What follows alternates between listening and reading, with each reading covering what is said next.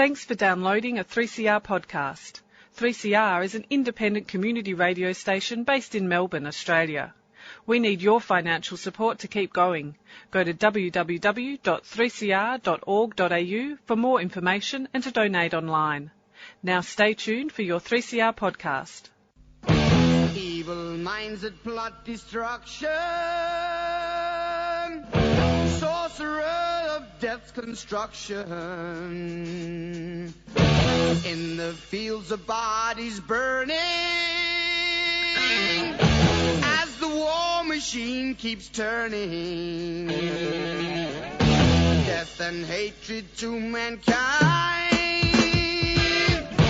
poisoning their brainwashed mind. Welcome to the Anarchist World This Week, broadcast across Australia on the National Community Radio Satellite. Listen to the Anarchist World This Week, Australia's sacred cow slaughterhouse. Listen to analysis of local, national, international events. Listen to analysis you'll never hear anywhere else.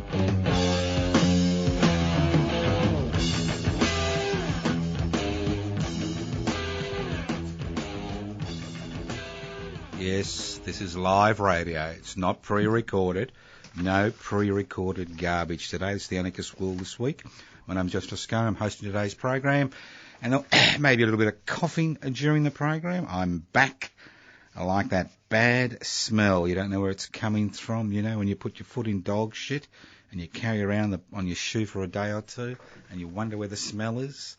Well, like that dog shit, we're back on the Anarchist World This Week. None of this pre-recorded garbage. The Anarchist World This Week is basically here to provide up-to-date analysis of local, national, international events, news, political movements, social movements, cultural movements.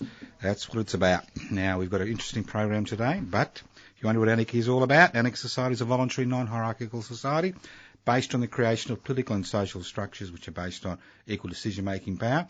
That's direct democracy. It's a society where wealth is held in common and used for the common good. That's what it's all about. Now, just to keep you up to date about a few little bits and pieces. Now, this Friday, if you're in the city of Melbourne, I know it's a public holiday, but who cares? Who cares? If you're an activist, you're an activist. Public holiday or not, public holiday. This Friday, if you're in the city of Melbourne, join us in Federation Square at the corner of St Kilda Road. And, what is it? Just there, you know, where the corner of St Kilda Road and Flinders Street. Join us at about 11:30. At about 11:45, around 10 to 12, we'll be walking along the city streets. Yes, you guessed it. It's the first Friday of the month, the 2nd of October. We'll be outside the Herald and Weekly Times building from midday to 1 p.m. to highlight that nothing has changed. The packaging on the neoliberal privatisation, corporatisation, globalisation message has not changed. We'll be there to ensure that Murdoch's minions no longer continue to rule the roost. So midday, this Friday, outside the Herald and Weekly Times building, 40 City Road, we usually meet at Federation Square, the corner of Flinders and St Kilda Road, at about 11:30, and march off at about 10 to 12. And we do that for protection of the people involved, because you know what it's like when you confront authority, especially private authority, especially the corporate sector. They tend to take it. They don't seem to be able to take it. They've got glass jaws. So join us. If you ever wonder what we do, we don't do much. Hang around, hand out a few leaflets, indulge in a few conversations, make a few stump speeches. But it's just amazing how much consternation it causes in the halls of power. Now, next Friday, and I'll speak more about that, is Human Rights Day, which, that's right, Peter Norman Day. That's the 9th of October, and we will be meeting in the City Square at midday. So put that down in your diary, Peter Norman Day, Human Rights Day. 9th of October, Friday, City Square, midday. So it's something that the Anarchist Institute has been organising now for the last 4 years. We recognise a great Australian who's basically been ignored, Peter Norman, who was involved in the 1968 Olympics and was involved in the Black Power salute era in 68. So Peter Norman Day, and I'll speak more about that, and I have spoken about that in the pre-recorded programs. So if you're in the city of Melbourne. Now the thing is, if you think it's only people who live in Melbourne having a good time, well, it doesn't have to be that way. It doesn't matter whether you live in Fargaminda, Billawheeler, Wagga Wagga, Broome, the Adelaide Hills. It doesn't matter. You can organise such events. It doesn't take much. It takes an idea, a place, a time, a bit of publicity, an action, and bingo. You can have your Resist Murdoch's minion crew out there in the middle of nowhere. You can celebrate Peter Norman Day. You can celebrate Eureka Day on the 3rd of December. It's up to you. Or you can sit at home and dream of nothing in particular, surf the web, live the virtual life of a virtual slave. Let's move on. Now, slip sliding away. Isn't it wonderful how when you do something wrong, when you're involved in dissent, your actions are criminalised. To be involved in dissent in this country is basically to be a criminal. But when the corporate sector is clearly involved in illegal, immoral, unethical behaviour, they seem to slide away time and time again. Now, I've been out of the country for 2 weeks, and the fascinating thing about being out of the country for 2 weeks is Australia doesn't seem to exist to the rest of the world, but that's another matter. But I remember the big issue was 7-Eleven, and how almost 20% of their stores, and this is an American franchise, were grossly underpaying workers because the franchisees had to pay so much money to the 7-Eleven network that the only way they could make a buck was by exploiting their own workers. Now, there was a lot of consternation and breast beating, and people were carrying on. And guess what?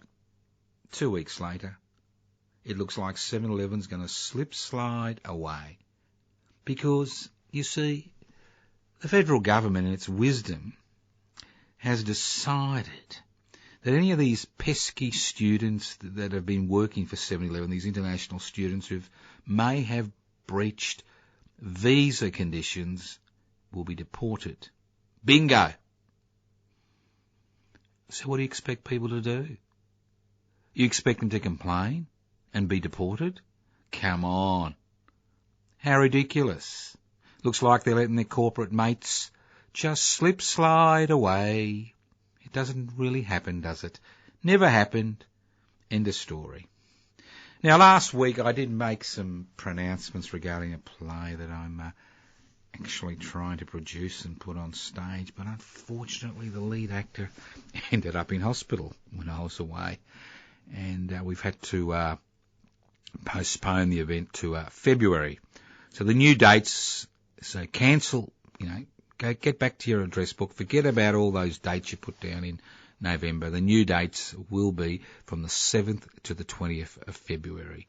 Venue to be finalised. So once we finalise the venue, we'll put you into the loop about Q7461. Yes, if you want to know what Q7461 is, well, keep listening. So it'll be in February next year. And again, it will be in the city of Melbourne. But who knows? Maybe travelling around Australia if it has critical acclaim. It never changes, does it? New Prime Minister. And I'm thinking, things will change. Now, the last thing I heard when I was leaving this country was Abbott was going to be deposed. And the first thing I hear when I get back in the country 24 hours ago was Abbott talking about being deposed. Now, those of you who think that Mr. Abbott is gone, think again. That leadership little battle between Turnbull and Abbott, was pretty finely balanced. 6 votes either way. 6 people changed their votes. Abbott's Prime Minister again. And it'll be interesting to see how Mr Turnbull reacts. And it was quite interesting to hear Mr Abbott say that there'd been a change in the Liberal leadership, but there'd been no change in any policies. Did you hear that, boys and girls? You got your little Christmas present. You've pulled off the brown wrapping, the ugly Abbott wrapping, and you've got this glitter, beautiful wrapping, the Turnbull wrapping. And you pull that off, and guess what? You've got the same neoliberal present. Corporatisation, globalisation, deregulation, privatisation. It's all there. Same present. Different packaging. Well, let's see how the Australian people react. Because if Mr Turnbull miraculously his fortunes improve in the polls, well, he'll go to the next election. But if they don't, Mr Abbott will be waiting in the wings to do a Rudd. Now, I understand that Mr Abbott, and I wasn't here to hear this, said that he wouldn't be sniping from the sidelines, but that little interview I heard with his little mates in the Sydney radio networks, the privately owned radio networks, kind of pointed out to me that this is not over yet. It is not over yet. Unless Turnbull changes the contents of the package, the chances of Abbott becoming Prime Minister again before the next federal election are real. So it's not about changing the wrapping paper, it's about changing the policy. So let's see what policies one of the richest men in this country will help to steer through the cabinet processes. Now,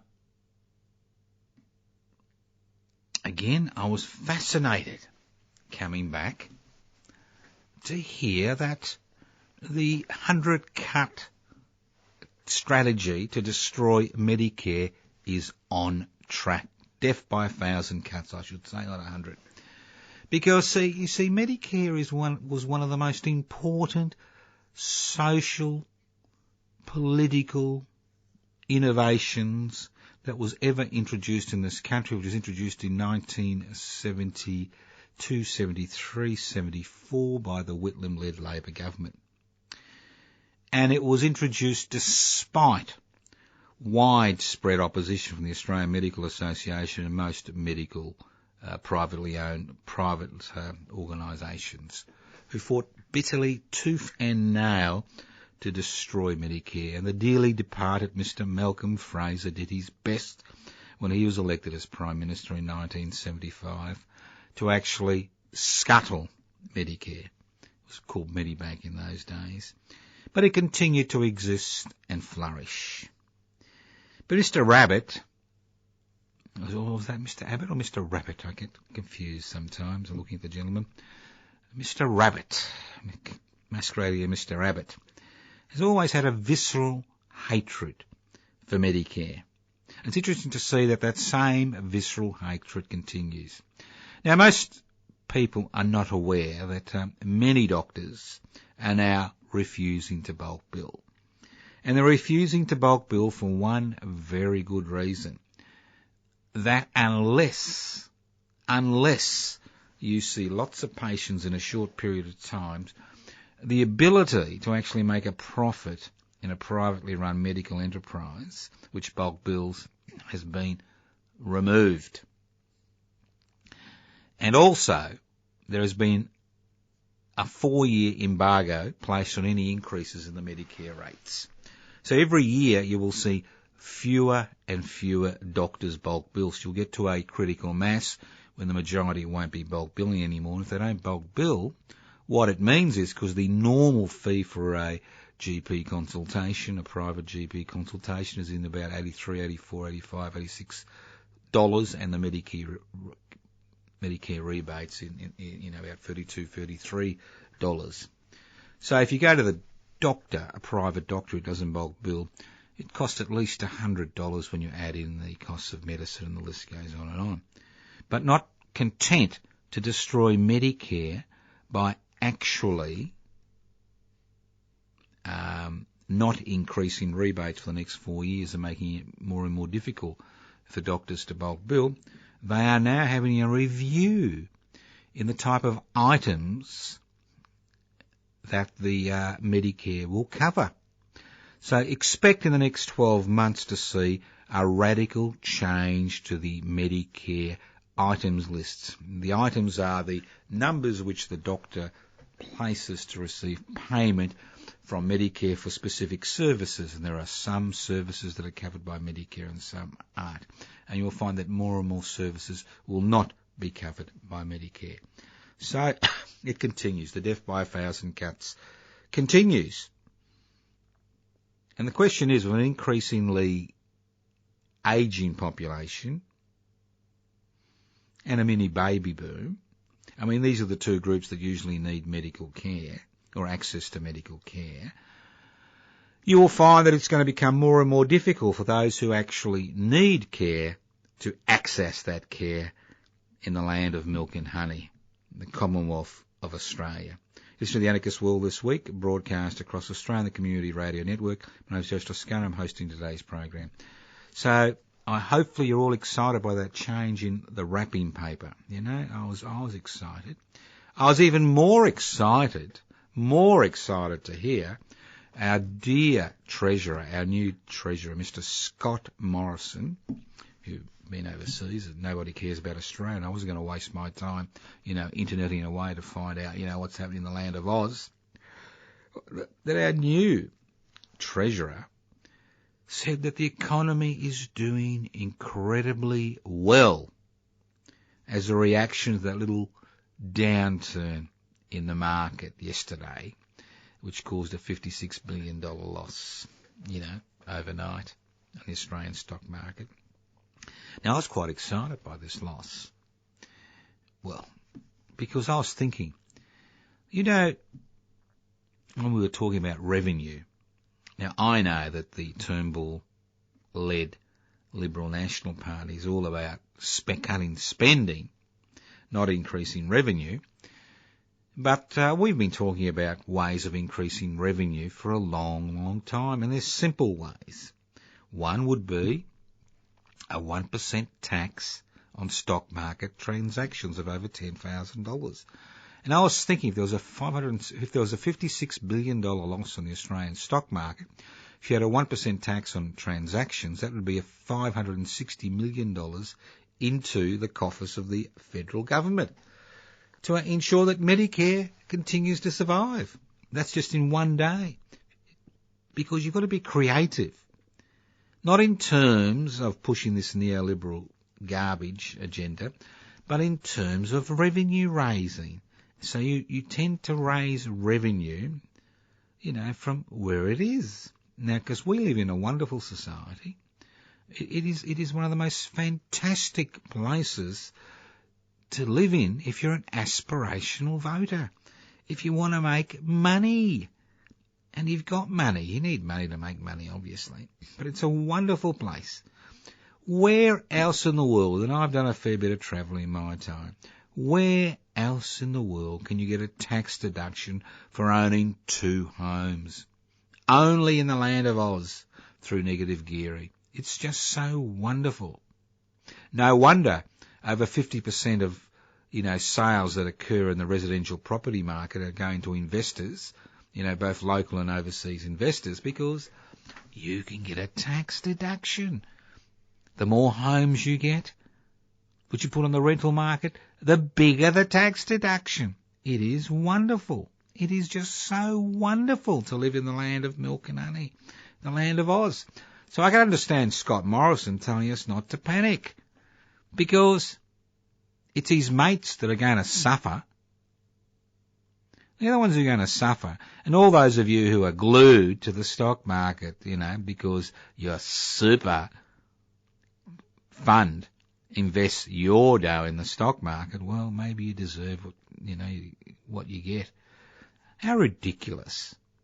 To actually have your future, your retirement future, determined by the vagaries of an economic system which is based on the creation of ever-increasing profits, irrespective of the human, social and environmental costs. How ridiculous. Some bloke does an analysis of some company and its share price falls 30% in 24 hours. Extraordinary, isn't it? Extraordinary the way we find ourselves in. No wonder our new Federal Treasurer, the Right Honourable Mr. Scott Morrison, tells us not to panic. Well, I'm panicking. I'm panicking. I'll tell you why. Because it's not sustainable. It is not sustainable. I'll give you an example about how this financial crap works, because I find it fascinating. Now, currently, the US of A, the United States of America, the leaders, not of the free world, the leader of the money printing brigade, well, quantitative easing, they call it, I think, quantitative easing, where you press a button and you put another $50 billion into the economy, the economy is improving. Could you imagine that? You put money into the economy and the economy is improving. Or all those people who talk about austerity, and that includes their own government, are finding themselves in a difficult situation. But it gets better. It really does. Now, our interest rates were high in Australia in relation to the US, where the interest rates were zero. What would happen is that people would put their money in Australia. But now that Australian interest rates looks like they're going to continue to decrease to stimulate what is a moribund economy, what happens to this money is it runs away to the United States or somewhere else and get a higher interest rate. So that means there's less money for investments in this country. So if I was Scott Morrison, I'd be worried. And I am quite confident that Mr. Scott Morrison is very worried.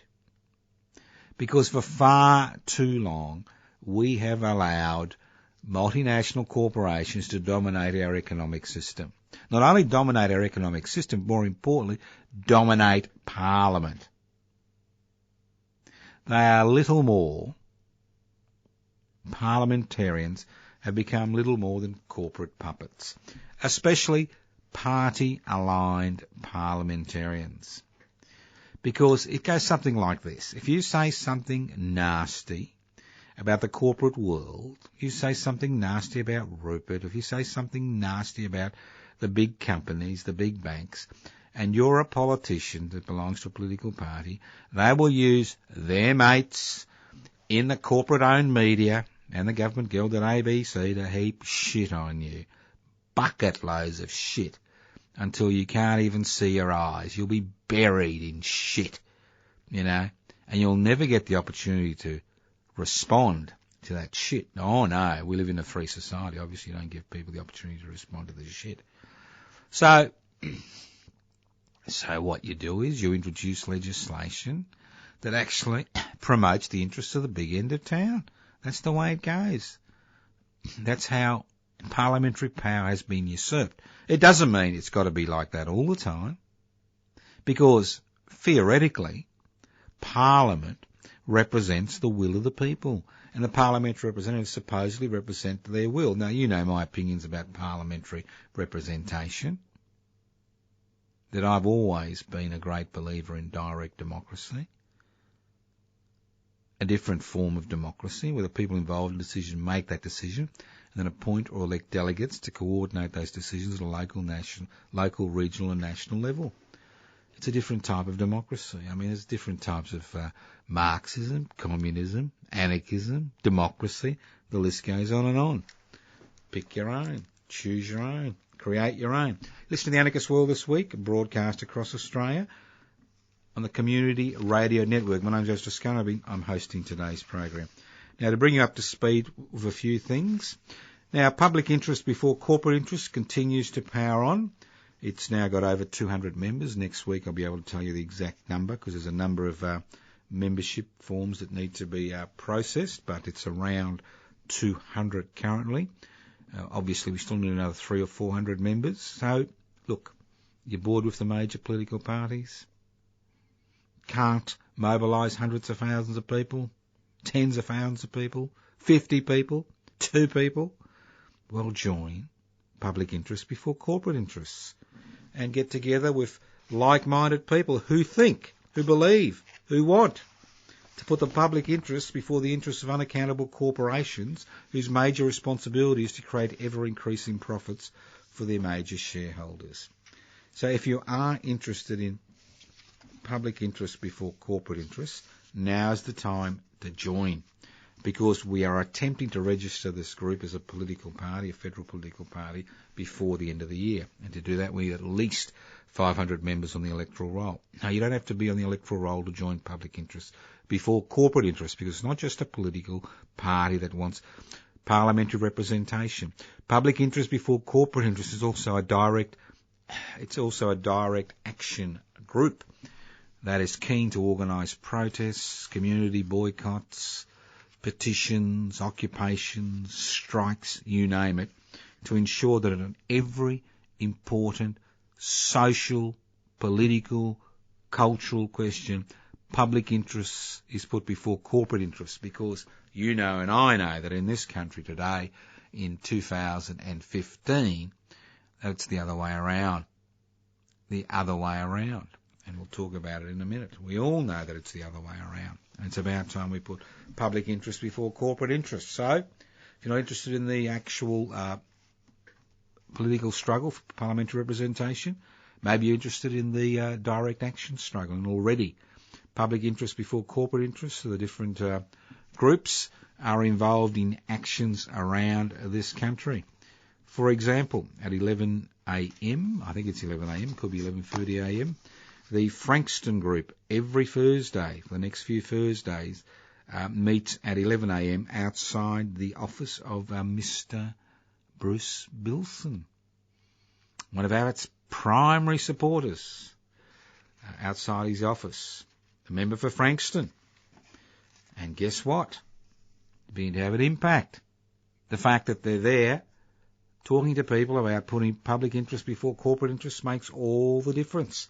It's causing a little bit of consternation in Mr. Bilson's office, I understand, because he's under a lot of pressure from a lot of areas, because Frankston is one of those bell water seats, as they say.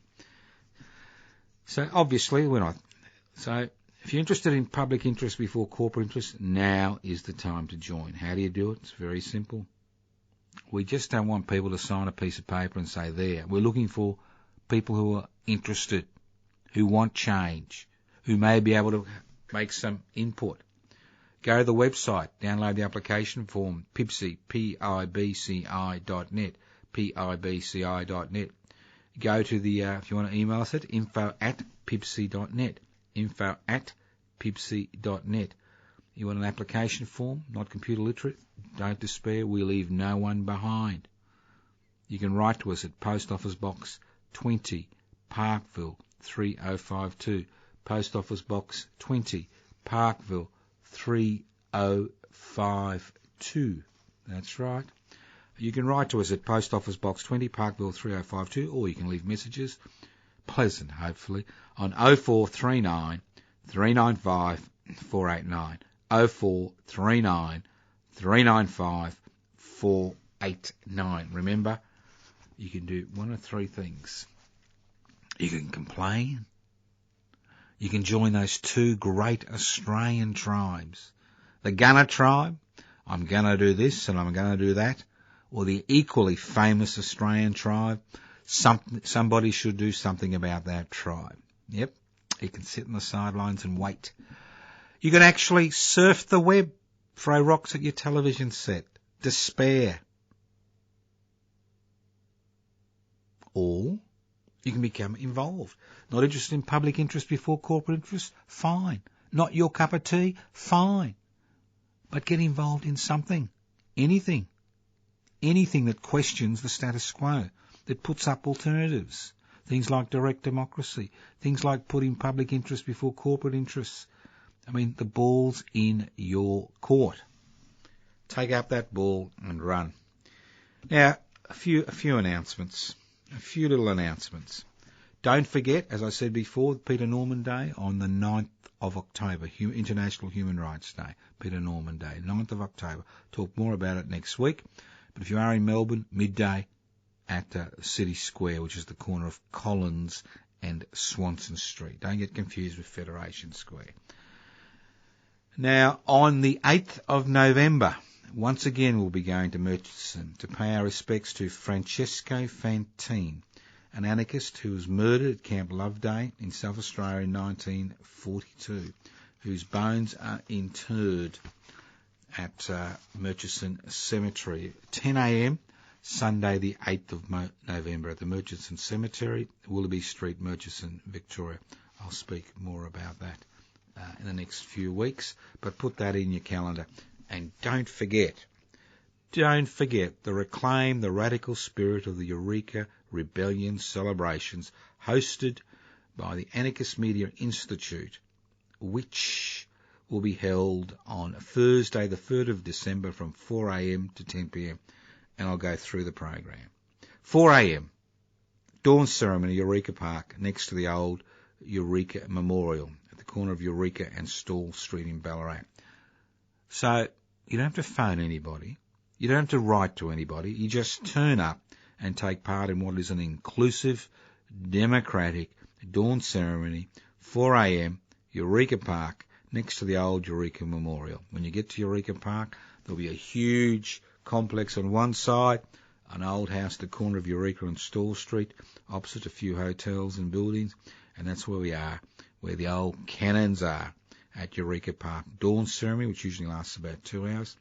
Now, there is a live broadcast from Community Radio 3CR, 855 on the AM dial in Victoria, from 4 a.m. to 6 a.m. It's also broadcast live. You can also get the broadcast by going to 3cr.org.au. So anywhere in the world, if you've got access to a computer, if you go to 3cr.org.au, 4 a.m. Eastern Standard Time, Daylight Saving Time, 4 a.m, go to 3cr.org.au, you can get the live stream. 6 a.m, breakfast at Eureka Hall. We don't cater. This is an inclusive community or event. Bring your own food and drinks. Bring a bit of extra food and drinks for other people. Breakfast at Eureka Hall. You have to walk 27 metres from the Eureka Park to Eureka Hall, which is actually on the park. 9 a.m, we march from Eureka Park to Bakery Hill to reaffirm the Eureka Oath. And from 9:30 a.m. to 10:30 a.m, there's the presentation of the Eureka Australia Day medals at Bakery Hill.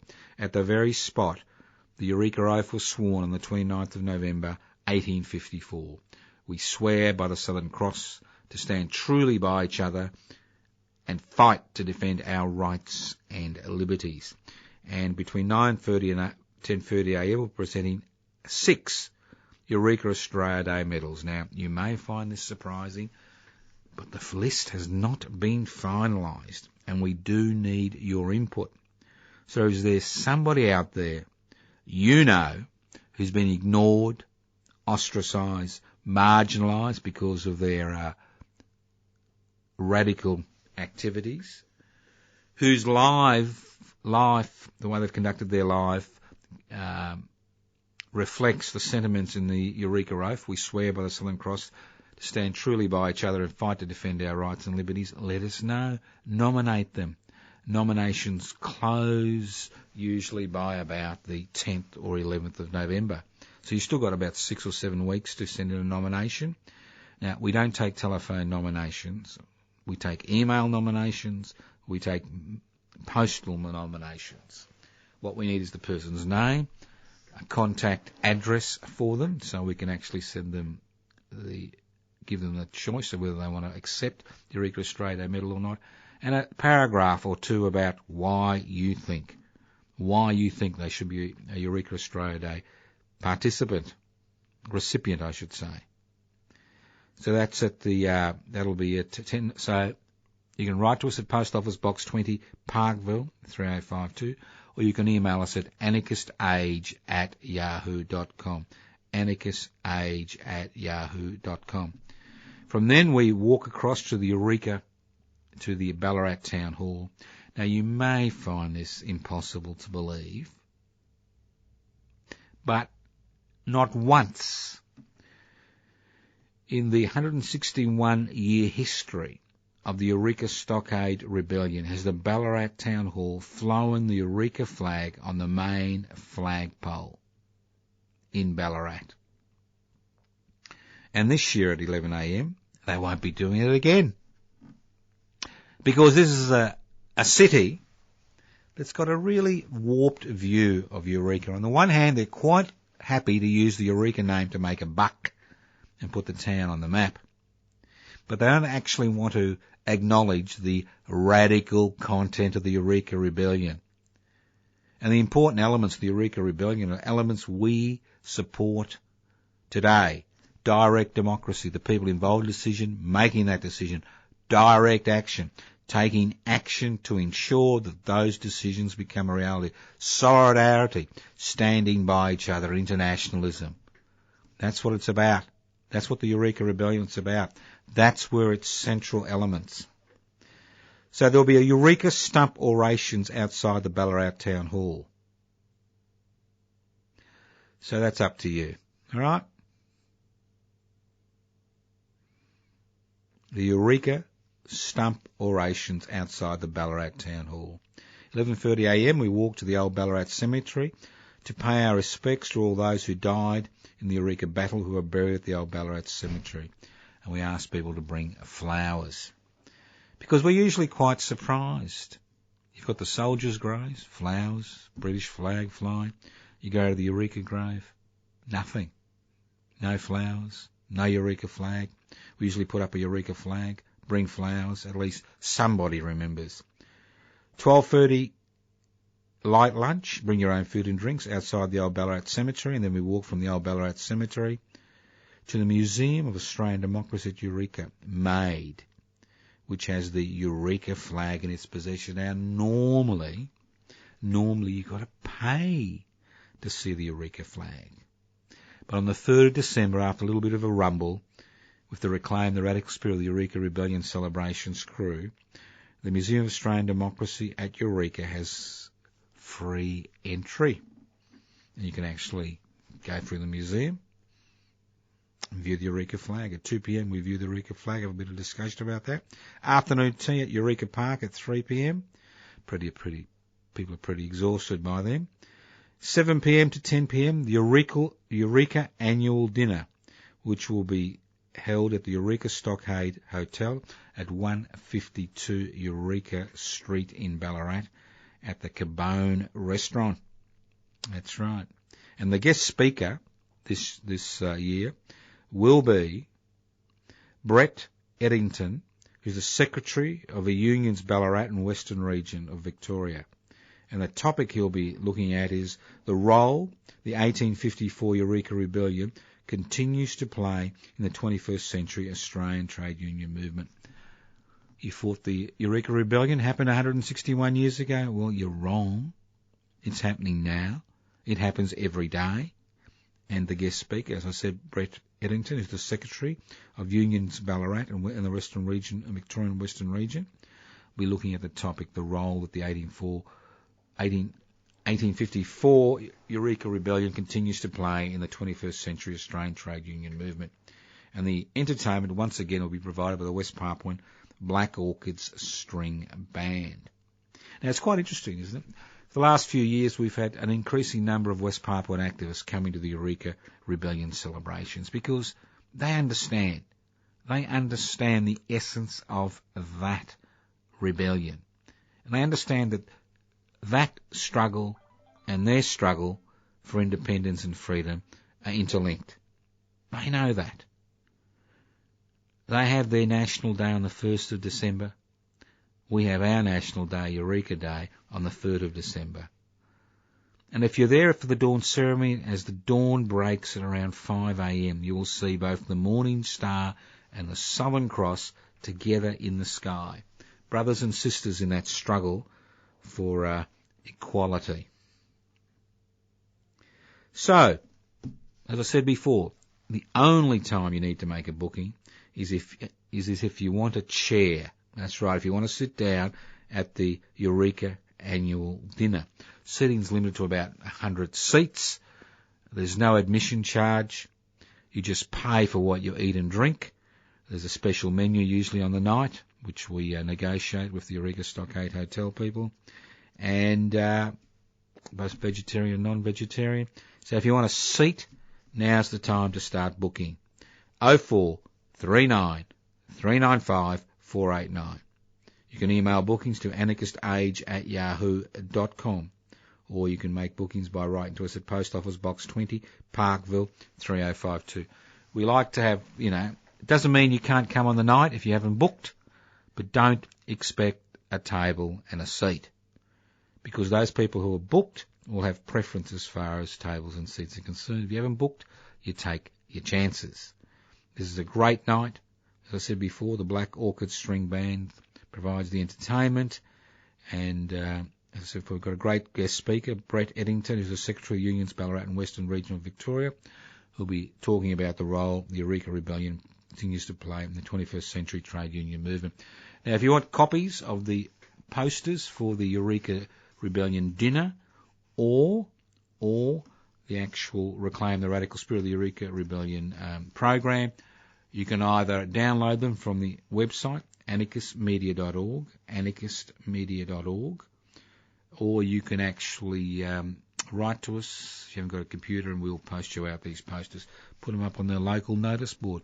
Put them up on your local library. Now's the time to get organised, and now's the time to think about the 3rd of December. Now, you may decide that the most important day in your life is the public holiday which occurs on the Queen's birthday.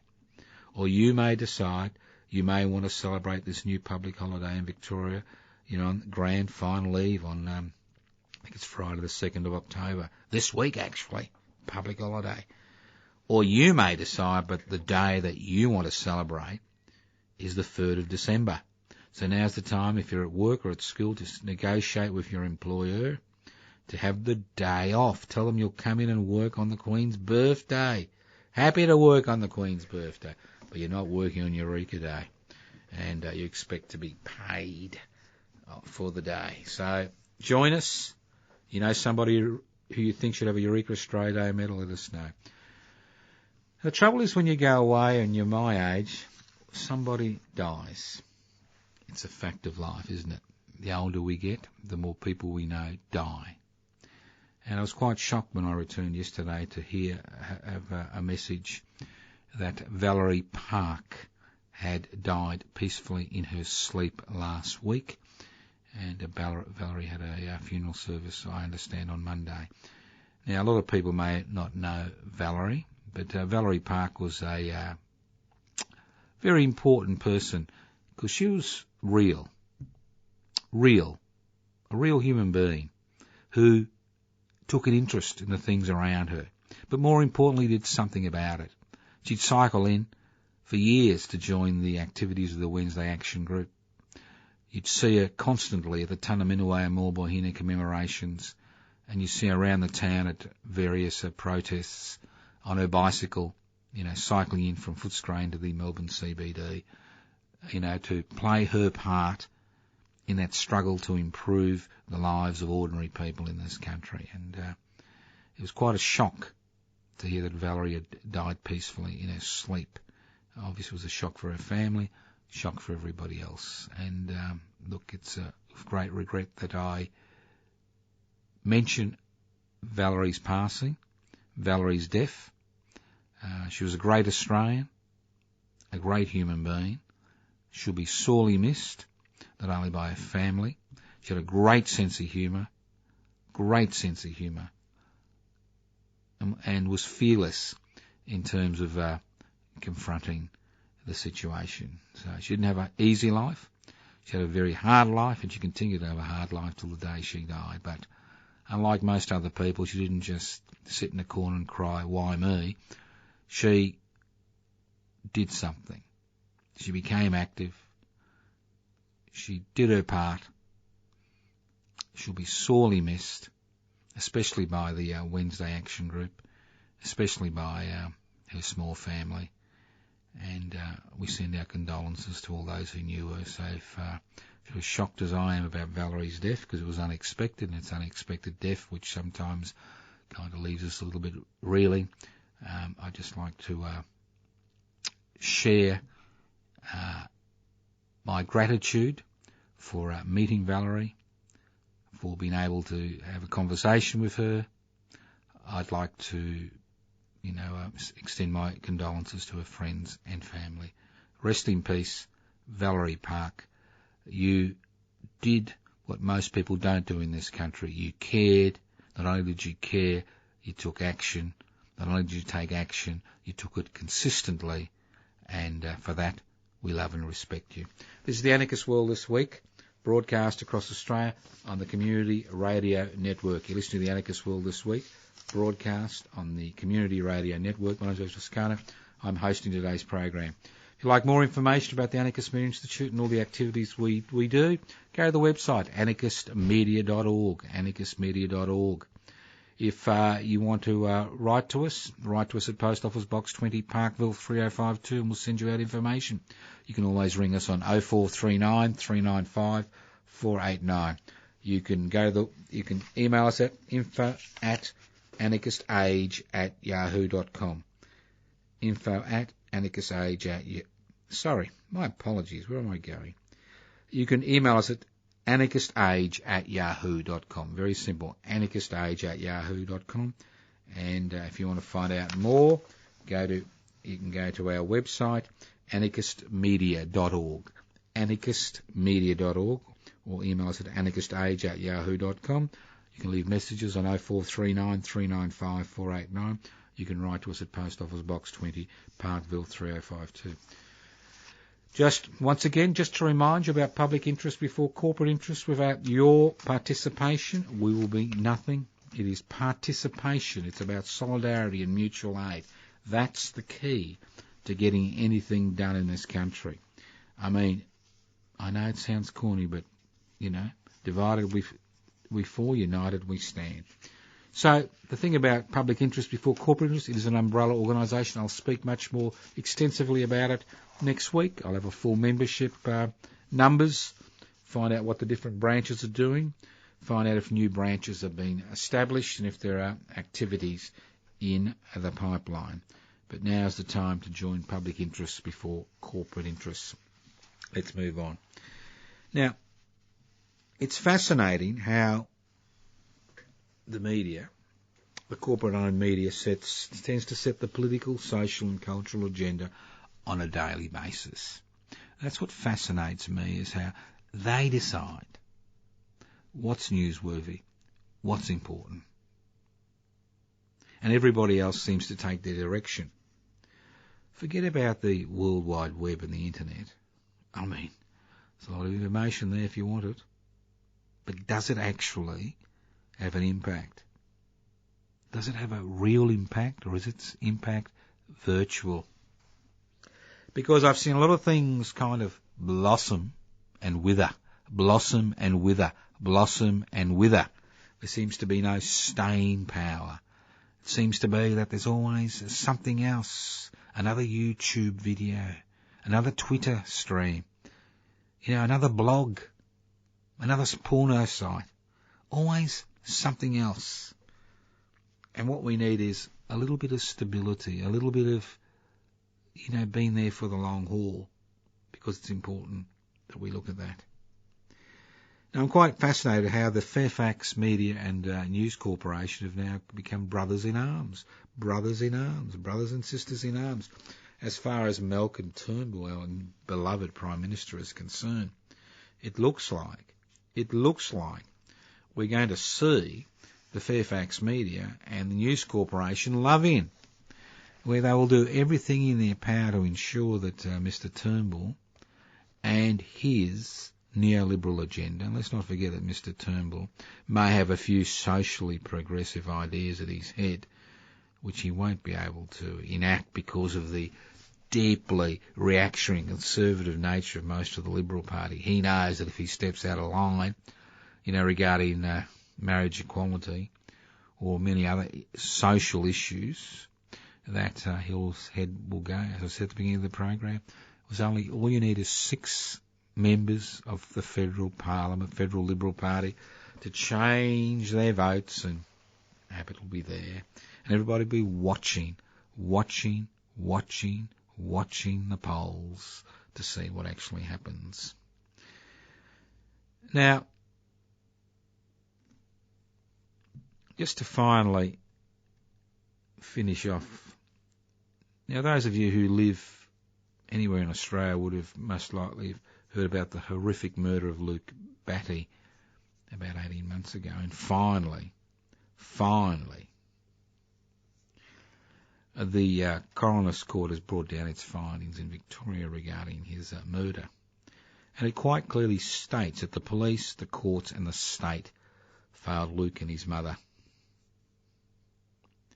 And this is not an uncommon occurrence in our society. We have all these institutions that are there theoretically to protect our interests.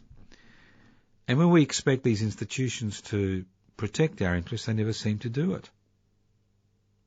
It always seems to be that those with money and power's interests are protected, but everybody else's interests are really only paid lip service to. And I think the coroner's findings may have been different if it wasn't such a high-profile case. And I think this is the important thing we need to remember, that every case is a Luke Batty case, and it needs to be looked at closely. Remember the Sexual Abuse Royal Commission we're currently having? It took decades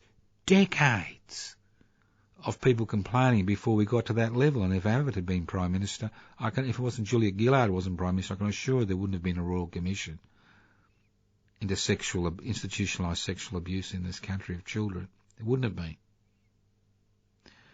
It's not unusual for the police, the courts, and all those quasi-government organisations who are out there to protect our interests don't protect our interests. It only seems to be that if you've got enough money and wealth and power to get justice in this country, you buy justice, B-U-Y. We've got the best justice system money can buy. On a more positive note, we can change all this. I encourage you strongly to become involved. I encourage you to get involved in the activities that would you organise to get things going in this country. I encourage you to join public interest before corporate interest. I encourage you to become active.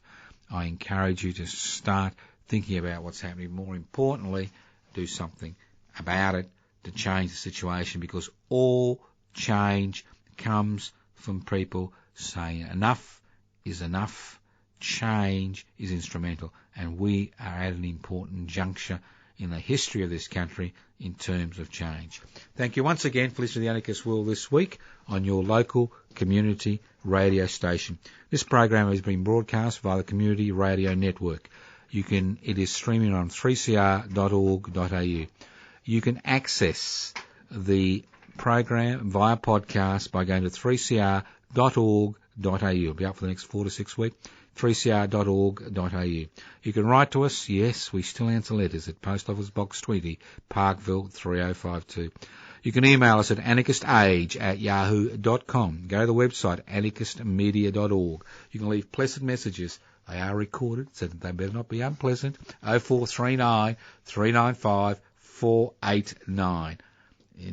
You can go to the Pipsy website, download the application form. If you're interested in join. Pipsy.net. Don't forget the .net. PIBCI.net. They also have a Facebook page, Put Public Interest Before Corporate Interest. And hey, bingo, you can be part of the Facebook and be involved in all this interesting discussions about everything and nothing at all. You can write to them at Post Office Box 20, Parkville 3052. Thank you once again for listening to the Anarchist World this week on your local community radio station. It's a pleasure to be back. I hate doing pre-records because every time you do a pre-record, something happens that you should be talking about and you miss it. But that's life. We're only human and occasionally we need a little bit of time off. Thank you once again for listening to the Anarchist World this week on the local community radio station via the Community Radio Network. Listen in to your local community radio station next week for the Anarchist World this week. Evil minds that plot destruction, sorcerer of death's construction. An analysis you'll never hear anywhere else. Anarchist World this week.